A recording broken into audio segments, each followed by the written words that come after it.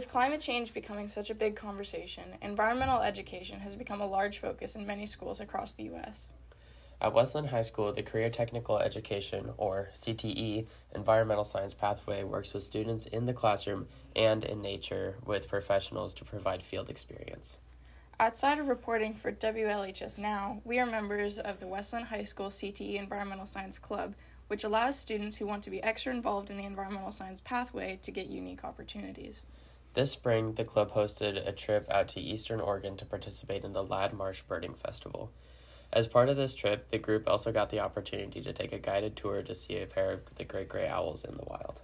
Okay, right now is the chaos of trying to get all of the people and all of the stuff onto the bus. That's the right now. But in a little while, we'll be on the bus and rolling towards the Ladd Marsh Bird Festival, which should be life birds for everyone.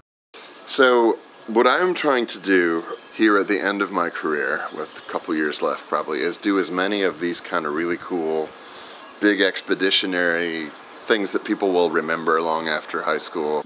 The great gray owl is sort of our number one on the list. I've seen it once and it was there.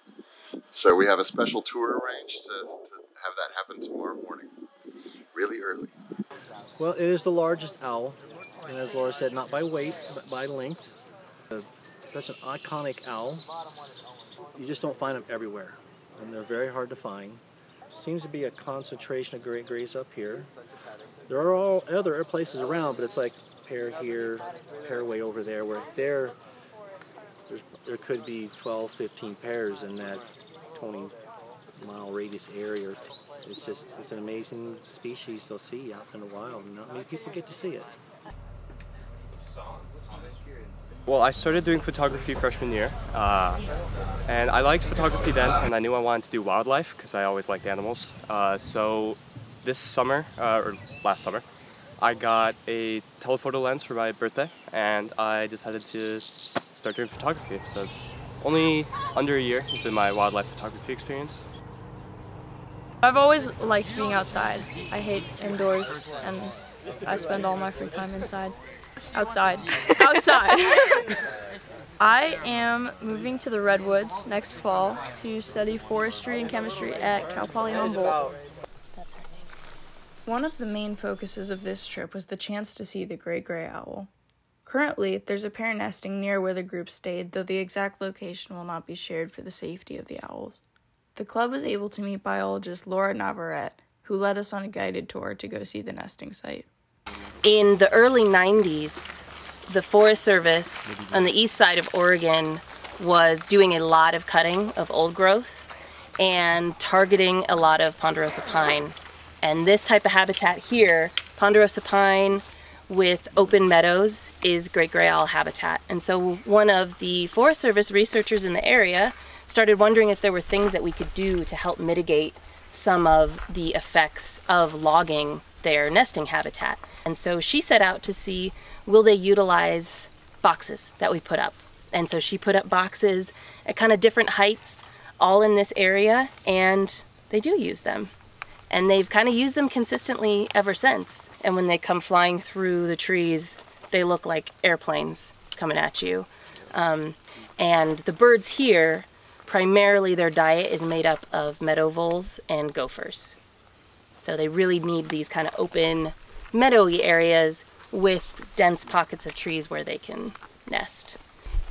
Great gray owls in general seem to be pretty tolerant of humans. That's something that owl researchers have noticed. One of the things that we do when we go out and survey at these nests is notice how the owl reacts to our presence. And if it seems like a bird that is uncomfortable with us being there, in general, we won't guide people to that one.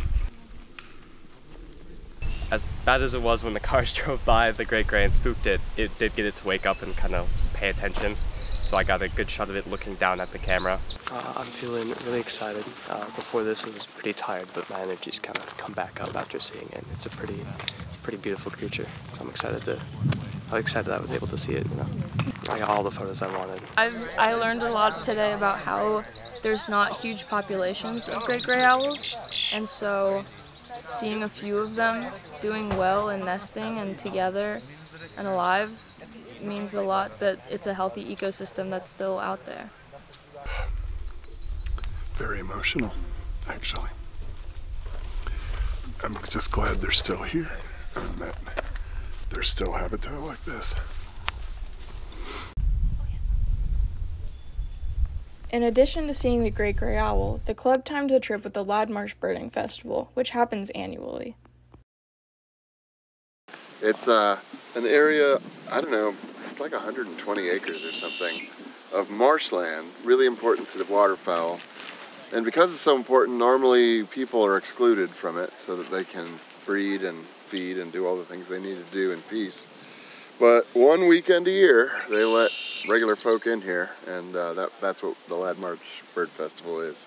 So we had unlimited access to pretty much the whole place and made the most of it in the last 48 hours. I think everybody saw a lot of cool nature and a lot of cool birds. On this trip, the group was able to see birds that aren't typically found in western Oregon, so there were many that none of us had seen before. To name a few, we saw a Swainson's hawk, a black-necked stilt, a few western tanagers, and many red-winged blackbirds. It feeds my soul to see you guys enjoying this. I mean, ultimately that's what we're supposed to do, I think, as teachers, is take you to places where you can see wildlife and nature and fall in love with it, and then we did our job. Somebody did that for us once, and if we can pass that on, then we won't have a generation of humans that doesn't know and doesn't care. I actually started with a background in environmental science and education, and I taught at a college for a while. I worked at environmental nonprofits, and then eventually I got a job at Crest doing internships. And during that job, I really got excited about giving high school students experiences where they can kind of test drive if a career is a good fit for them. We have such awesome CTE programs, especially at Westland High School. Like environmental science CTE program is awesome. And that's a really great model to use for other CTE programs where you're getting to work with scientists with this program. I saw lots of birds on this trip. I've gotten to go out with like high school students who are actually more bird experts than me, talking to them and learning about bird ecology. I've loved it. Being part of this club has shown me how much people can really care and get excited about birding and anything outdoors. It's been really cool making friends who like spending time outside like I do. I've met more friends this year interested in anything that I am than I ever have in high school or my life. I would just love to see people getting excited about it. There's so much excitement this year with everyone, and I don't know, I want to see people building friendships centered around exploring. I just kind of want to use this as a thank you to everybody at Westland High School and the Environmental Science Club, because it's my senior year. I got 9 more days of school left, and this is a great last experience to have at Westland, and especially with you guys. You know, I'm really glad you all could come. Glad to spend this with you guys, and hope you guys keep this stuff going. Reporting for WLHS Now, this is Kaylin Jones And Finn Howell.